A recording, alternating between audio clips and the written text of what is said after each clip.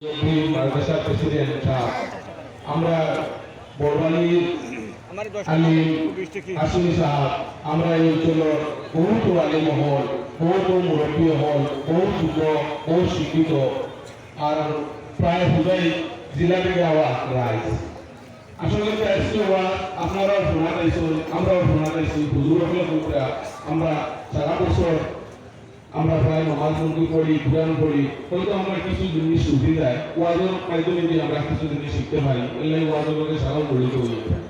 যাই হোক, আমি কিছু বলবার নাই, আমরা অঞ্চল মাদ্রাসা এখানে, যেহেতু আমার সামরালি বাড়ি, সামরালি থেকে 3 কিলোমিটার দূরে না এখানে, প্রথম সময় মাদ্রাসায় সারা ওয়াজও আইসি।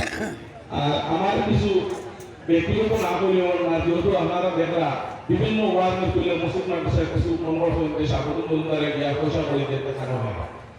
এরকম কথা হলো, আমি আল্লাহর কাছে ওয়াদা করে নিয়েছি, আমার ব্যক্তিগত যা ইনকাম হয় তা ইনকাম আদা আমি আল্লাহর কাছে দিয়ে দিতাম। এর লাগে হয়তো কোনো জায়গায় আমি বেশ দিতে পারি। আর কিছু মানুষের হয়তো আমি লিখতে পারে, কিছু মানুষের সমালোচনা হওয়া এ মানুষরা কিনা করে।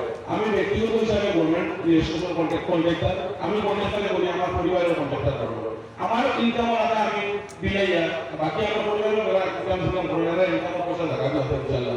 আমি আগামী ব্যবসা করি, আগামী পয়সা সারা দিলাই কন্ট্রাক্টরের পয়সা যেটা আছে তা আমার পয়সা যতদিন বন্ধু আল্লাহ আমার ইনকাম করাইবার সুযোগ দিবা ততদিন বন্ধু আমি দিয়ে দেবো।